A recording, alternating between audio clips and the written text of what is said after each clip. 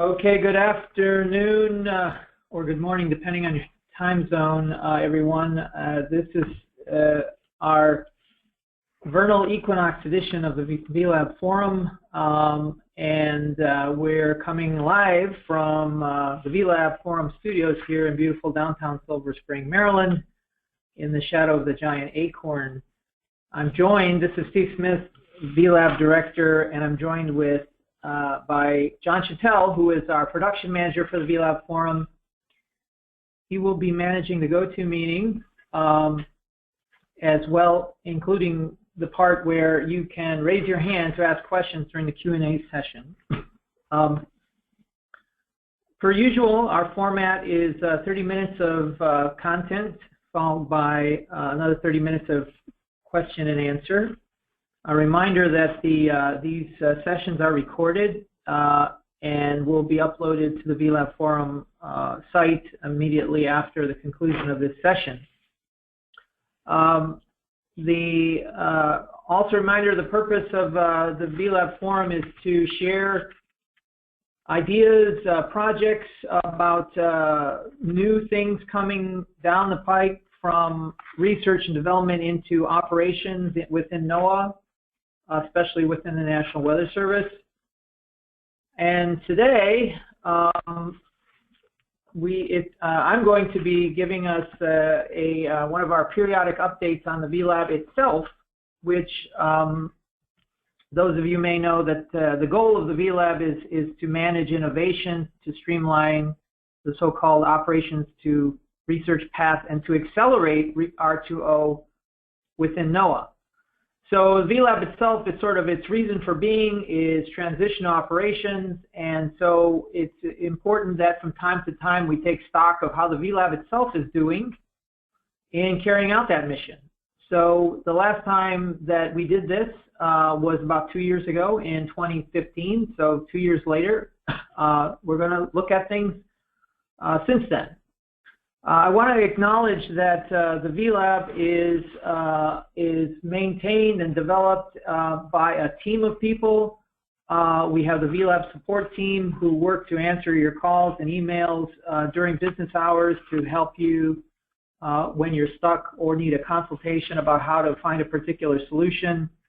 And our crack team, as well as our crack team of developers who are working on a variety of projects to bring new capabilities to bear for this important mission for NOAA. These folks work really, really hard constantly to try to improve things for the user experience. The VLab is not here for the sake of VLab, it's here for the sake of research to operations. So, John, could you go to the next slide? So before I take a look at sort of new things and what's coming in the VLab, it's always, I think, useful to look at the metrics we have in terms of growth, especially in the context of the last 2 years since we've looked at this. So this slide you've probably seen before, and this shows on the left-hand side the number of users broken out by collaboration service users. Those are the ones using the Redmine for doing mainly development projects. And the development service users are the ones for the Redmine. The collaboration service users are the ones that are using the LifeRay side for collaboration.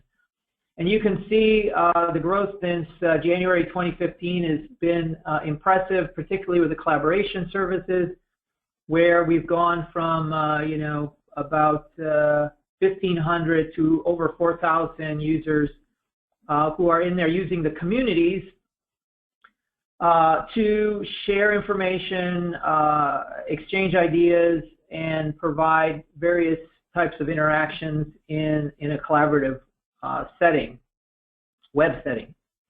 On the right hand side, you see the actual number of communities and projects, and since January of 2015, you note that there's been, up until January 15, the number of communities and projects and the growth in them were tracking at about the same rate of growth.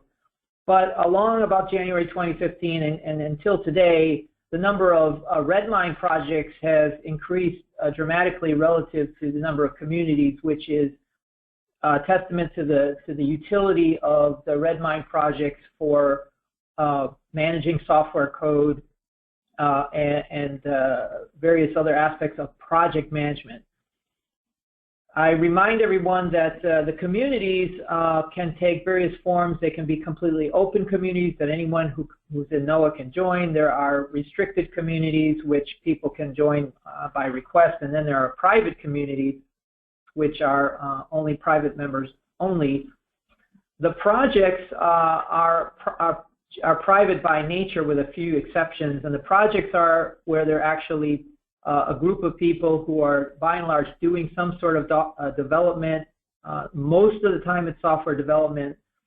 So the growth in the number of projects is really showing the growth of not just collaboration, you could say for collaboration's sake, but actually the business of doing R&D. So that's quite impressive. Next slide, John, please. Further bringing home that point about the actual business of NOAA and doing research and development is reflected in this chart, which shows the growth in the number of software repositories. And these are by and large Git repositories. And you can see from January 15 till January 17 that there's been a four-fold increase. You know, approximately 100 or so in January 15 to 400 in January 2017, which is just a phenomenal increase in the number of these repos. So this is more and more of NOAA's intellectual property. You know, following the chain, the food chain is that, you know, we pay our taxes and then Congress does the discretionary budget and sends a chunk of that to NOAA and expects us to use that R&D to do research and development and bring better services to the taxpayer. And the form that often takes, that R&D, is software, code. And the manifestation of code is, the most direct manifestation of code is now software repositories, which you see the growth trend here in the VLab. The VLab doesn't, you know, it doesn't host all of the software in NOAA, but it's getting an increasingly larger chunk. And we'll talk a little bit about that, a little bit more about that a little bit later in the presentation. Next slide, please, John. So you may ask, well, you know, Steve, director of the, Steve Smith, director of the virtual lab, NOAA's virtual lab. So how do these communities and projects break down by NOAA line office? So we've made an attempt at this. One of the VLab team, Tatiana Gonzalez, did a snapshot of this from about a week or so ago, and this is kind of the breakdown in terms of communities. So you can see that in terms of communities, the Weather Service dominates this. There are over 90 that were established and are managed by Weather Service. The next line office on the ranking is OAR, Office of Oceanic Atmospheric Research. Then following that are shared communities. These are those that don't have a specific line office affiliation but are joint projects, something like ecological forecasting, for example, where you have the various line offices working in a corporate collaboration. That's followed by NESDIS, Fisheries, NOS, and then a smattering of others. Next slide. Now, in terms of projects, you see basically the same sort of scenario where even more, I guess, standout is the Weather Service in terms of the actual projects that are being hosted within the virtual lab. A bit surprisingly, NOS has been is second in that ranking, followed by OAR, and then NESDIS, non-NOAA, and Fisheries, and again a few others.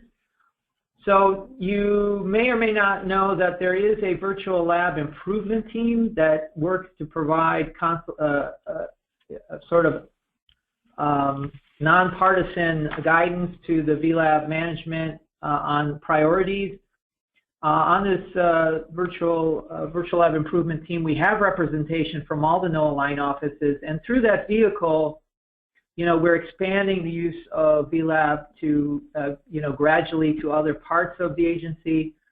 NOS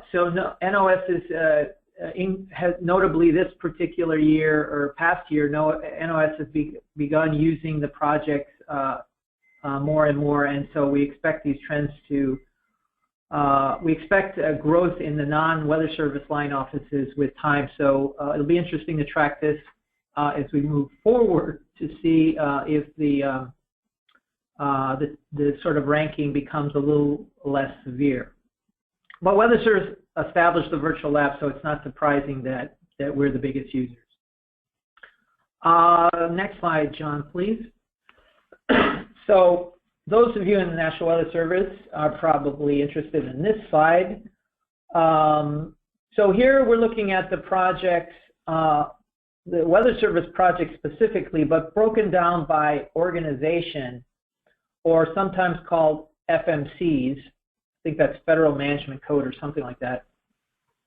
And which organizations in Weather Service have the most projects and so forth. So you can see the Office of Science and Technology is the big winner, so to speak, in terms of this ranking, followed by NSEP, the Office of Water Prediction, Central Region of the Weather Service, Eastern Region, Central Processing, Southern Region, our Office of Dissemination, Office of Observation, Western Region, our Office of Planning, Programming, and Service Delivery, OCS, I forget what that one is, and then the OCONUS regions down at the bottom, again, not surprising given the number of employees in those bottom two regions.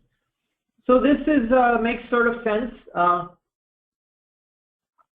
The Office of Science and Technology is the one office in the National Weather Service headquarters that is dedicated to this mission of, you could say, R2O.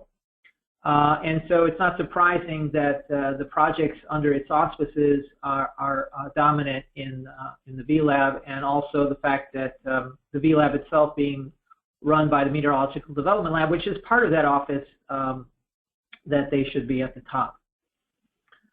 So let's move on to the next slide, please, John. I think this is one last look at the growth before I transition to looking at the future. So we have enabled the Google Analytics, excuse me, within the VLab, and we track the actual usage. So it's one thing to look at the number of users, the number of projects and communities, and the number of software repositories, but how much time is actually being spent in the VLab actually doing stuff. And here's a trend from 2014, so it's basically 2 years, 2014 of January to basically, I think, December of 2016. So like 2 years of metrics. And the two trends, one shows the number of users in the cyan, the light color, and the darker blue are the number of sessions per month. So the metrics, there's the table there, and you can see that the average session duration is about 10.5 minutes.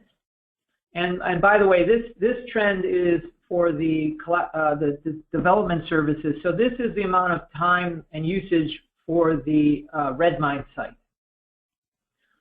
So what you can see if you look at sort of bulk numbers, from 2014 there were about 500 users a month, and in late 2016 there was over 1,000. So we basically doubled the number of users in a month over that 2-year period. And then in terms of sessions, back in 2014 there were about 2,500 sessions a month, and now we're well over 7,000 a month. So in actual usage, that there's again a very impressive growth in the number of the amount of activity and the amount of, I should say, R2O and development activity.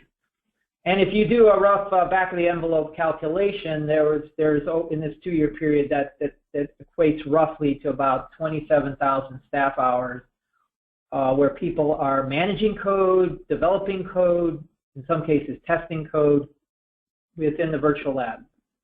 So if you go back prior to 2013, we didn't have any of this, right? So this is people were doing this on their local servers, on their desktops and laptops and different sorts of compute systems, and having to pay for the hardware, the software licenses, and the system administration support for all those variety of collection of solutions to doing software development.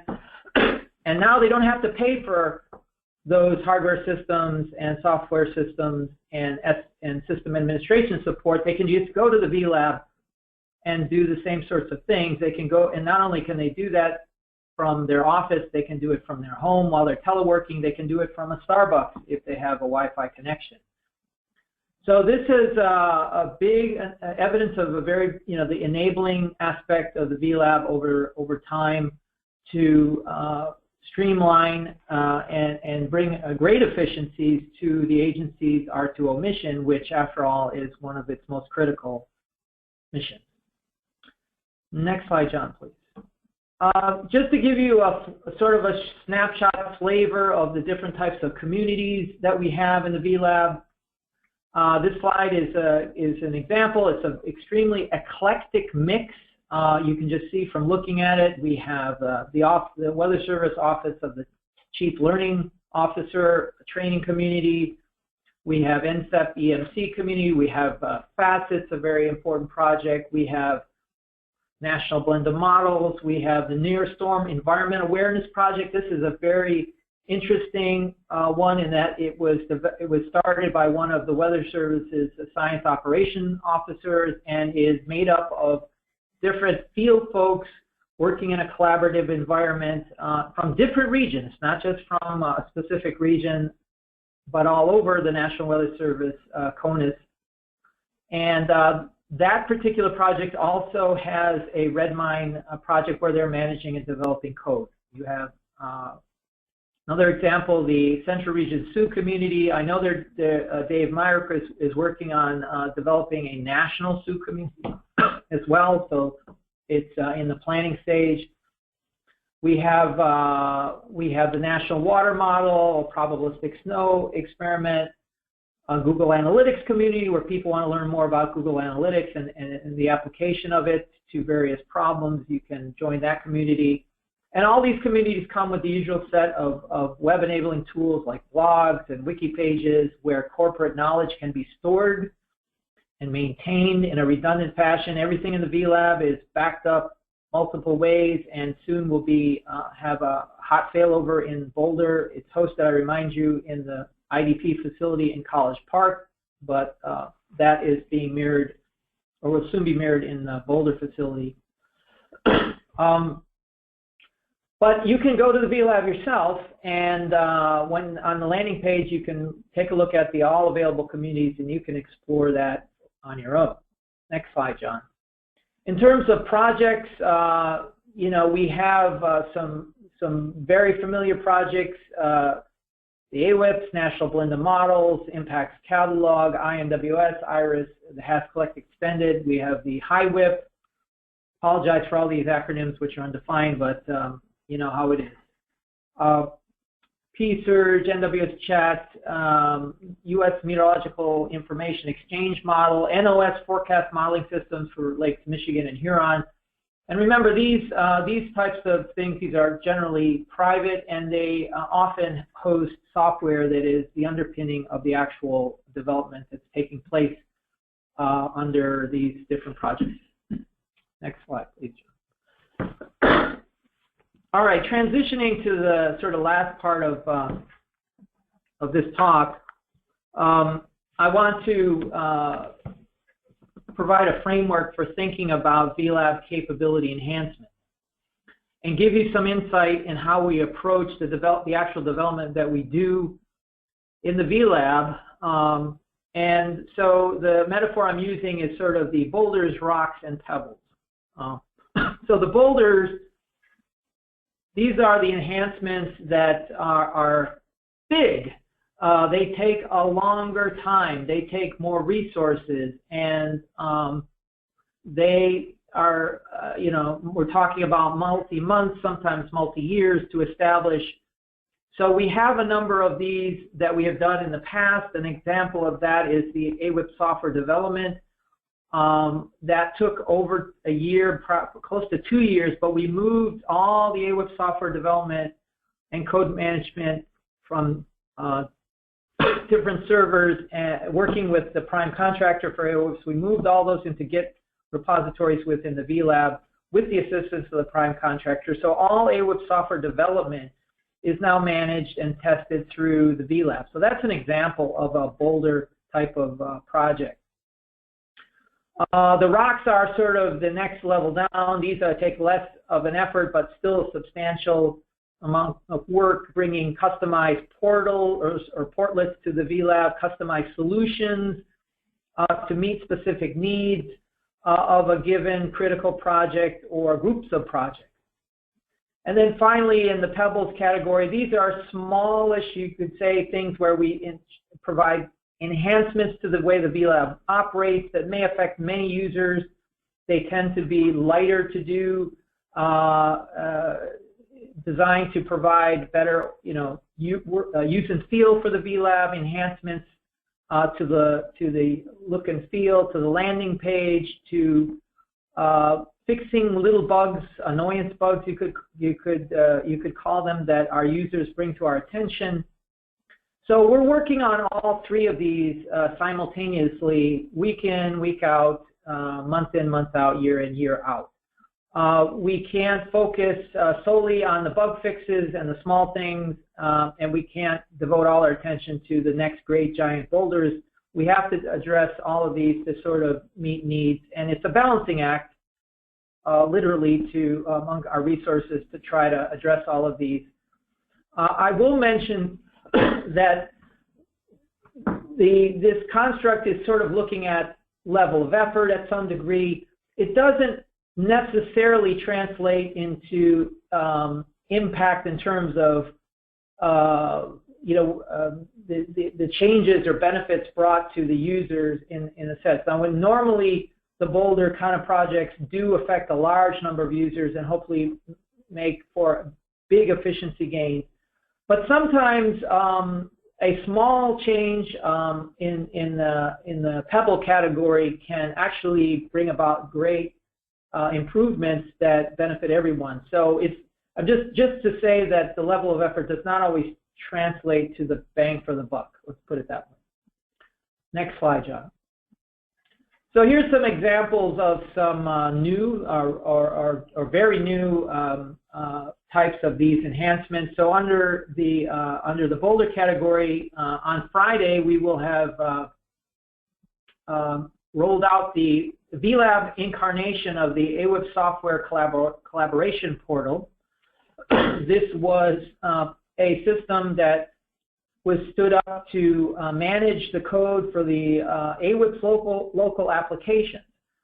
So it was using track and subversion repositories and existed on a local server here in Silver Spring that was at end of life and end of its security clearance. So under a very short deadline, we worked with the AWIP folks to migrate this capability into the VLab, and on Friday that will be completed, and then from henceforth AWIP's local applications developers will, instead of going to the old server, will now go to the VLab to carry out that mission.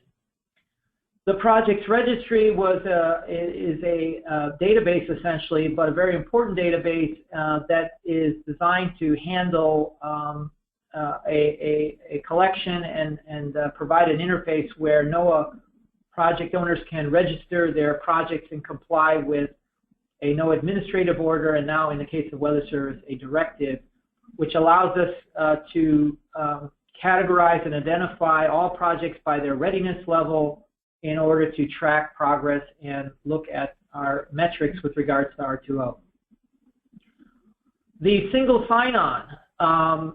So this was the capability that maybe has the highest favorability ratings for all of what we've done in VLab, and this is the capability that allows you to log into the VLab through your Google account, which means you don't have to log in a second time.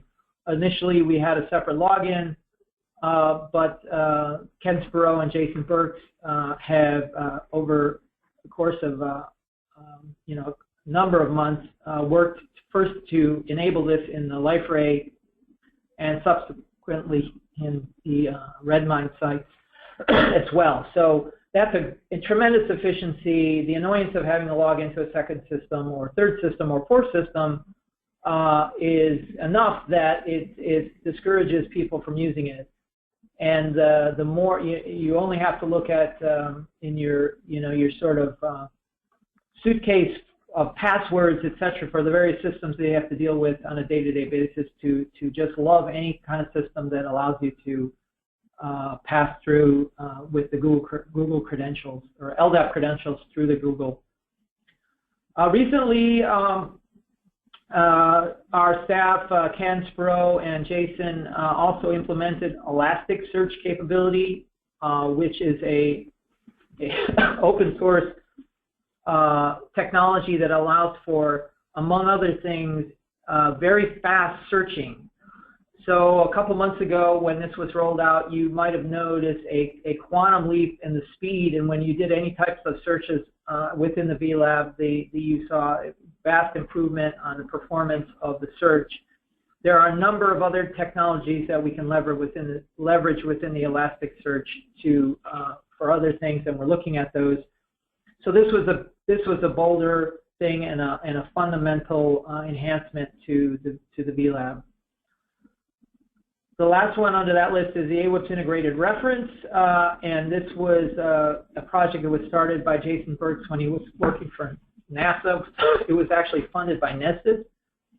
I'm going to have a separate slide here, but this one allows for the connection of the VLab and the use of VLab to supply reference materials to operational forecasters while they're on duty within the forecast office.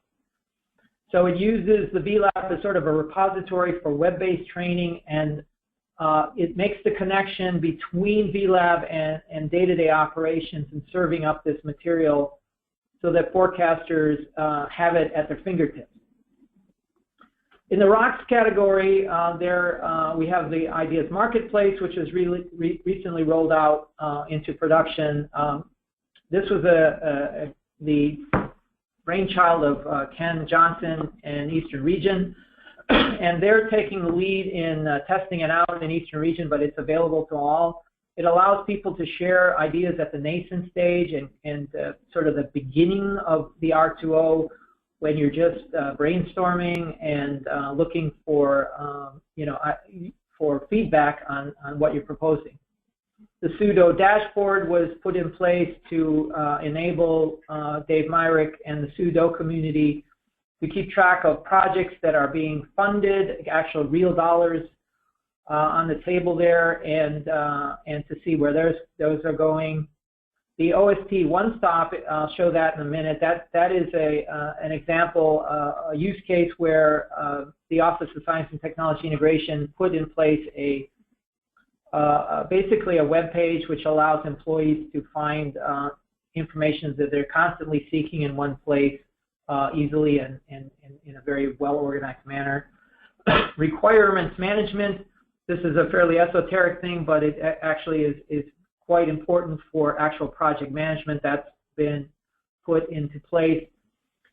And the Office of the Chief Learning Officer has funded the funding's been provided by Ming Ji and the Office of Science and Technology to develop VLab user training, and that's also been recently rolled out by Steve Corfiti and Mike Moxie.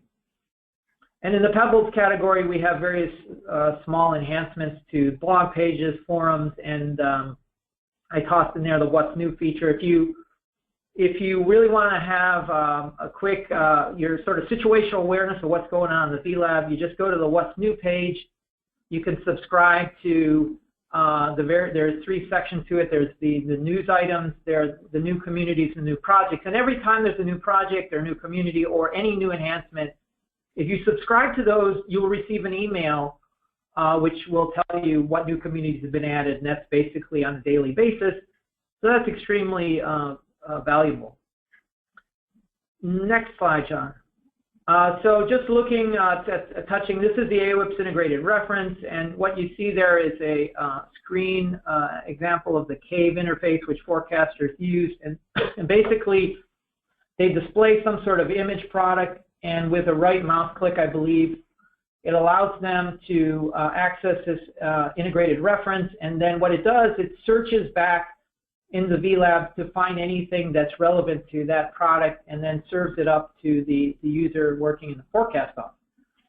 So this is a great enabler for not just reference material but sort of mini training, and it's going to allow, I think, SUs and DOs in particular to share training materials and upload to the VLab with the entire weather service, which was difficult to do in the past.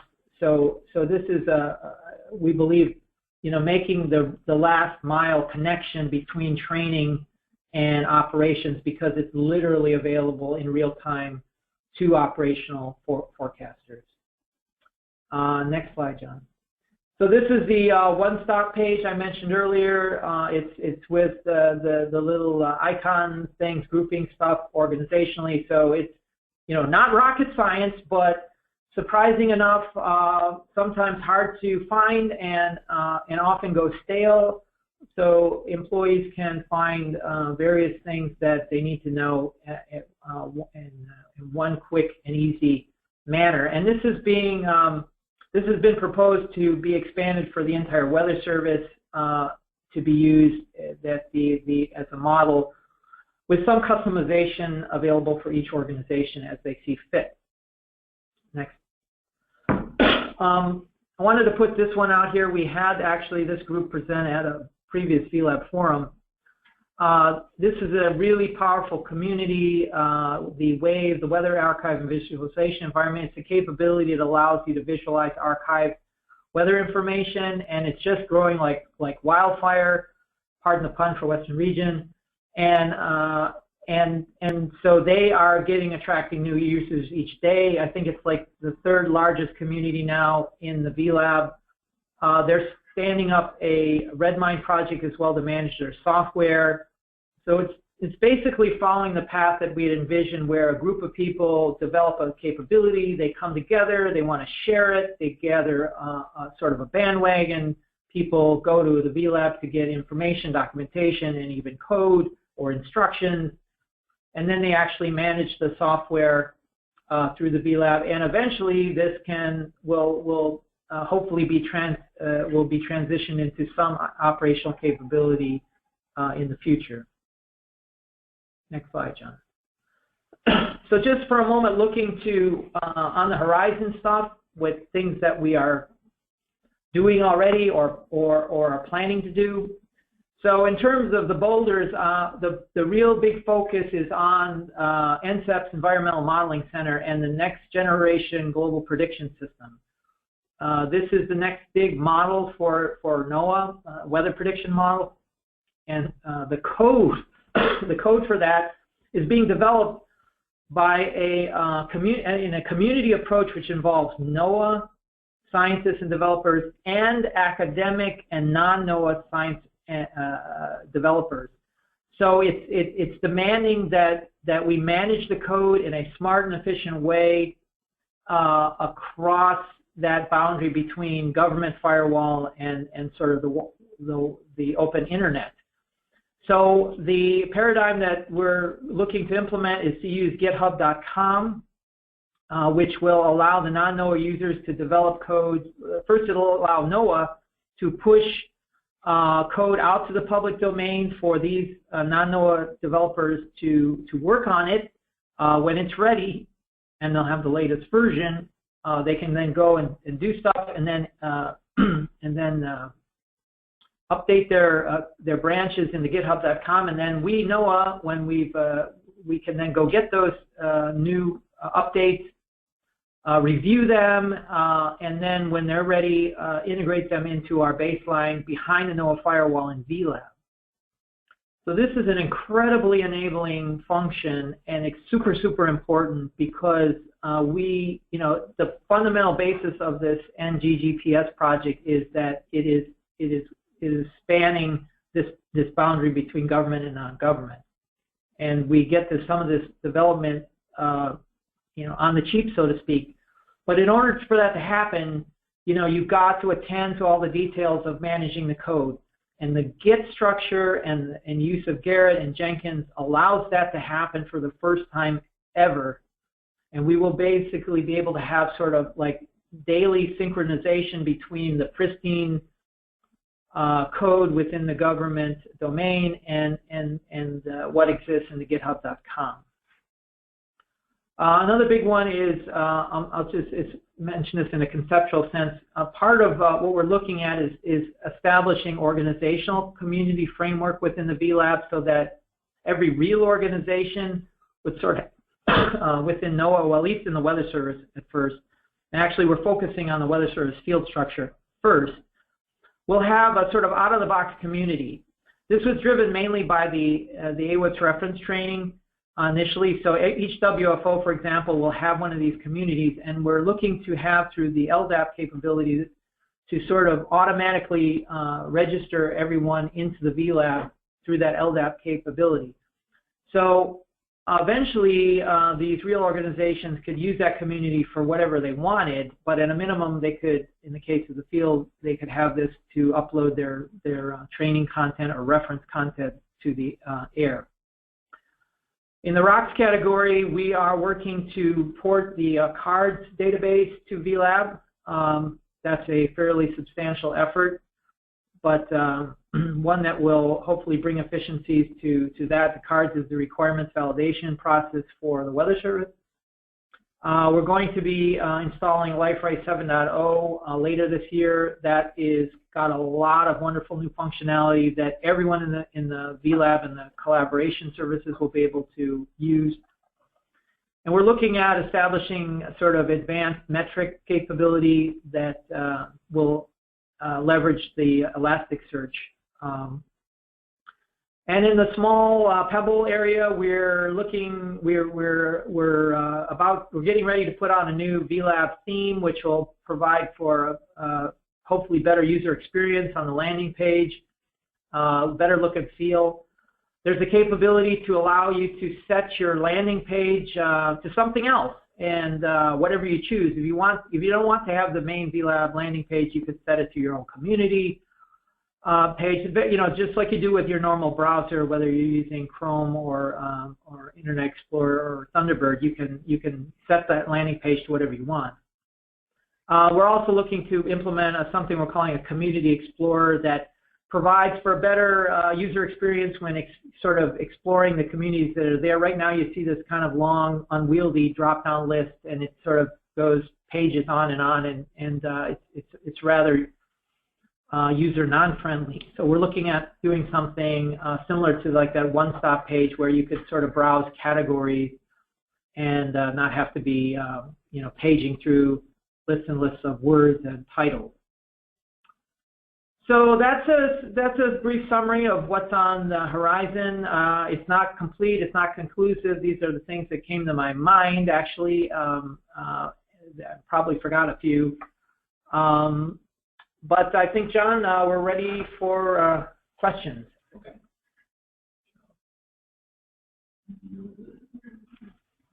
And people will raise their hand if they want to ask a question. I'll be happy to unmute them.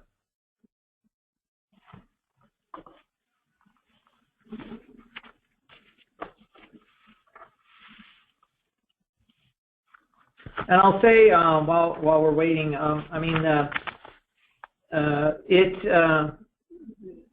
it is challenging to sort of measure, is the VLab meeting its mission the way we intended? So I presented a variety of metrics that focus on growth, etc. But the ultimate proof is in the pudding, and that's when new capabilities, make it to operations and are brought to bear on either introducing new mission capabilities or enhancing old ones. And we already have those. But we're looking for more success, and we have a few poised. This near storm environment capability is an example of that. That's going to be tested in the operations proving ground this year. We have already a number of things that are going on with regard to core projects like the National Blended Models, etc. So we have things that are moving through the pipeline, and that hopefully faster because they're using these tools. But globally getting a handle on are we better off or not? That's a challenge. But certainly we're doing things, I think, more efficiently, more cheaply, and more transparently. And one of the big motivations to establish the VLab in the first place, this came out of was fed into the Weather Ready Nation roadmap, was that Weather Service in particular was not doing a good job of managing innovation. So there was because there wasn't a lot of transparency.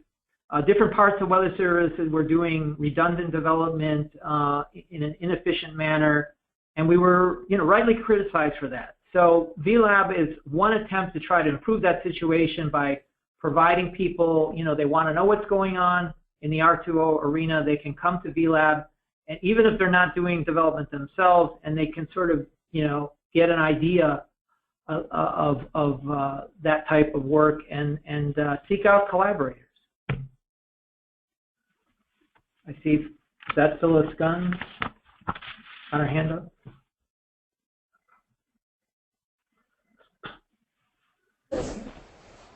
Oh, Phyllis, you there? Hi, Steve. Do you hear me? I do. Okay, great. Hold on. Well, we've talked about this in the past. I was just wondering with regards to the projects registry. For line offices other than NWS, is that still a voluntary effort? And how is it going with the NOAA Research Council in terms of the R2O projects database that they want to do? Right. So, yeah, Phyllis, thanks. So where that stands is there's a proposal on the table to basically switch to the VLab projects registry as a sort of solution for that NOAA project database. The proposal is being considered, and hopefully it'll be adopted. In which case, then the projects registry would replace that the current solution for that effort, but it's not complete. It's not accepted yet. So that's where that stands. However, what we did in Weather Service is we had a directive called 80-80 that was recently signed and put into practice, and it requires all Weather Service projects to go to and use the projects registry in the VLab to register the readiness level of the project and provide other information. In addition, it requires other NOAA line offices that are developing things for the National Weather Service or to be used by National Weather Service personnel to also be registered in the projects registry. So that's a significant chunk of NOAA right there. So so someone sitting in OAR, technically by the issuance of that directive, if they're developing something for Weather Service, they need to be registering that project in the registry. In the project registry. Okay, that's interesting. When was the 80-80? When was that done? When did it become effective? About a month ago. Okay, so it's not that long ago. Not that long ago. Okay. And in fact, go ahead. Go ahead. No, I was just saying. In fact, we're just beginning the rollout within Weather Service to begin moving out on that directive here. So we're just starting that. Okay, and the proposal is before the NOAA Research Council? No, it's still with the RDEC at the moment. Okay. All right, thank you. That's what I wanted to know. You're very welcome. Other questions? You can use the raise your hand or the chat. We're looking at both.